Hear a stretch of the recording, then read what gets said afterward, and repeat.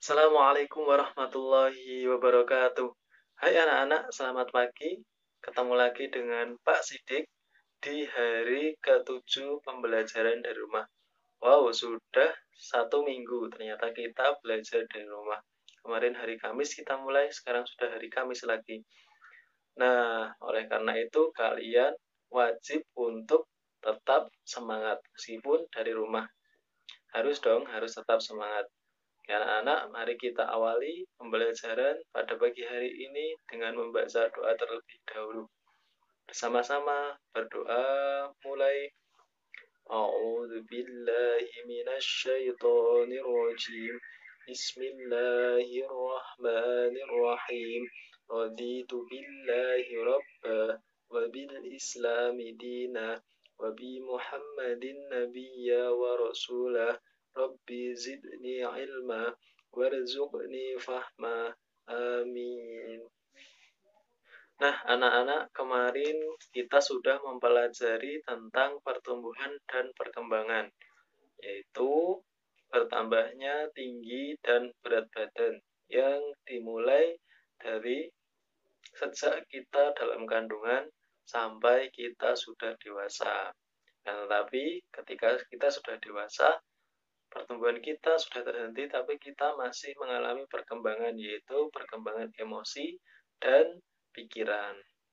Nah, anak-anak, hari ini kita akan bermain dan mempelajari tentang makanan dan minuman yang baik untuk pertumbuhan dan perkembangan pada manusia. Nah, yang pertama adalah tentang permainan. Kira-kira permainan apa? Mari kita simak berikut ini.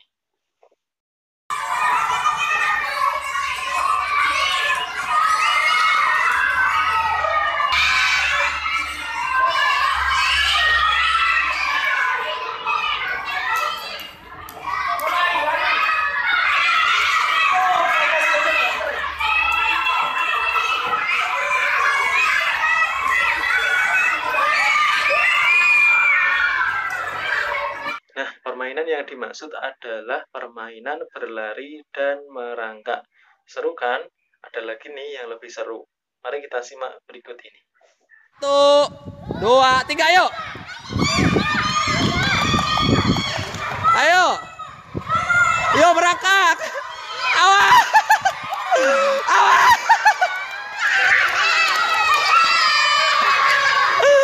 8 kali lompat. 2 kelompok yang kalah, lompat 8 kali. 1,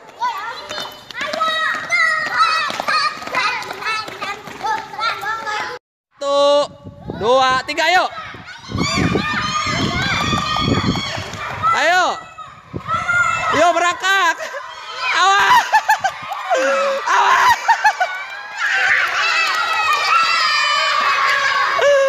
8 kali lompat. 2 kelompok yang kalah, lompat 8 kali.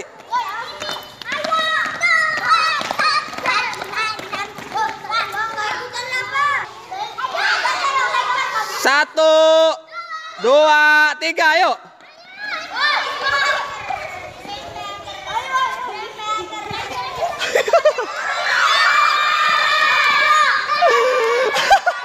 Bagis pertama. Nah, jadi itu tadi ya tentang permainan berlari dan merangkak. Banyak sekali manfaatnya yang dapat kita ambil dari olahraga tadi.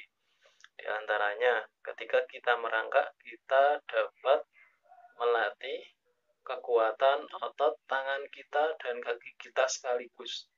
Kemudian ketika kita berlari, kita juga melatih memperkuat otot kaki kita dan sekaligus juga mengatur pola nafas kita. Anak-anak, untuk dapat berolahraga dengan baik, kita perlu banyak berlatih. Pola makan juga sangat mempengaruhi untuk kesehatan kita.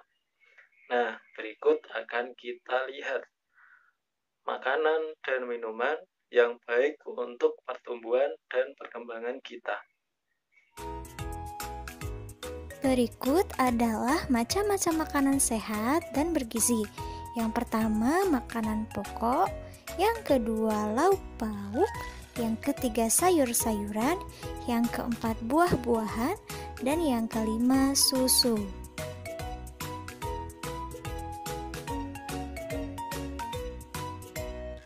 Yang pertama, makanan pokok. Makanan pokok biasanya banyak mengandung karbohidrat, contohnya nasi, kentang, jagung, roti, ubi, dan sagu.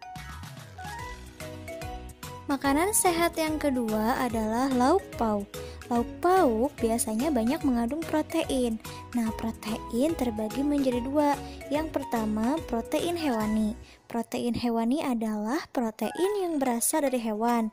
Contohnya ikan, daging, telur, cumi, dan lain-lain. Selain mengandung protein, biasanya daging, ikan, cumi juga mengandung lemak. Nah, yang kedua adalah protein nabati. Protein nabati adalah protein yang berasal dari tumbuhan. Contohnya tahu, tempe, dan lain-lain. Makanan sehat yang ketiga yaitu sayur-sayuran. Sayur-sayuran biasanya banyak mengandung vitamin, contohnya kangkung, bayam, wortel, buncis, dan lain-lain. Nah, yang keempat adalah buah-buahan. Biasanya banyak mengandung vitamin, contohnya apel, anggur, jeruk, pisang, dan lain-lain. Yang kelima adalah susu. Susu merupakan bahan pangan yang paling lengkap kandungan gizinya. Dalam susu terdapat kandungan mineral, protein, lemak, dan lain-lain. Nah, makanan yang sehat dan bergizi juga harus mengandung lemak. Contoh makanan berlemak yaitu ikan, daging, susu, keju, minyak kelapa, minyak zaitun, kacang, telur, alpukat, coklat, dan yogurt. Nah, jadi makanan dan minuman yang baik untuk pertumbuhan dan perkembangan kita diantaranya ada makanan pokok, kemudian ada sayur-sayuran, kemudian ada lauk pauk, kemudian ada susu, kemudian ada pula makanan yang mengandung lemak, kemudian tadi ada juga yaitu buah-buahan. Nah, bicara tentang buah-buahan, Pak Sidik ini tinggal di sekeliling perkebunan salak. Biasanya kalau dalam sekali panen bisa menghasilkan sekitar 3.400 buah salak. Nah, kalau 2 bulan kira-kira berapa ya? Berarti kalau 1 bulan 3.400, bulan berikutnya 3.400. 3.400 ditambah 3.400. Nah, berapa jumlahnya? Untuk mempelajarinya, kita simak berikut ini. Bayangkan jika suatu perkebunan dapat menghasilkan 3.400 buah dalam satu kali panen, berapa jumlah buah yang akan dihasilkan dalam 2 kali panen? Berarti kalau 1 kali panen 3.400, maka 2 kali panen jadinya 3.400 ditambah 3.400. Lah, untuk mencari jumlahnya kita bisa dengan penjumlahan bersusun. Nah, yuk kita jumlahkan. 0 ditambah 0, ya 0. Lalu 0 ditambah 0, 0. 4 ditambah 4, ya 8. Lalu 3 ditambah 3, 6. Berarti hasilnya 6.800. Jadi jumlahnya tadi 6.800. Soal berikutnya, pada musim panen dihasilkan 2 keranjang buah jambu. Keranjang pertama berisi 1.750 buah jambu. Keranjang kedua berisi 1.850 buah jambu.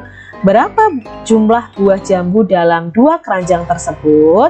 Maka kita jumlahkan adik-adik, 1.750 ditambah 1.850. Nah, kita buat bersusun.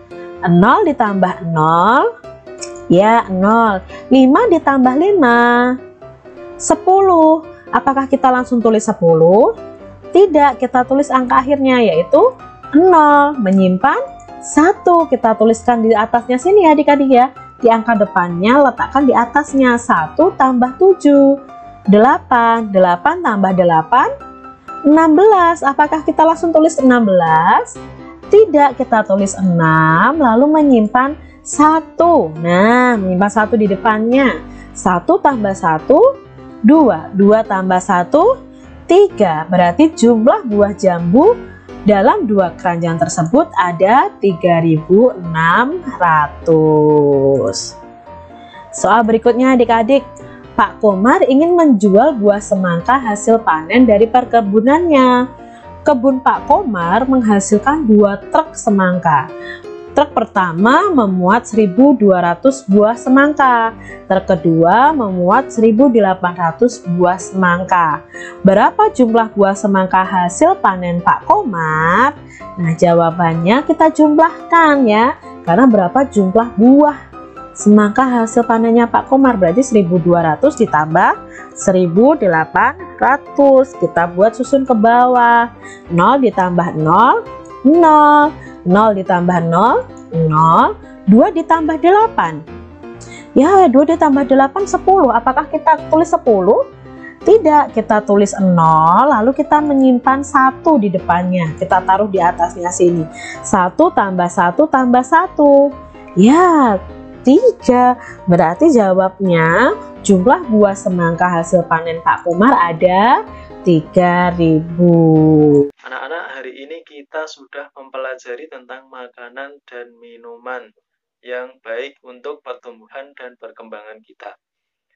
Nah, tadi kita juga sudah mempelajari tentang permainan berlari dan merangkak yang dapat melatih kekuatan otot tangan kita dan otot kaki kita. Anak-anak, setiap orang memiliki perbedaan kekuatan otot masing-masing.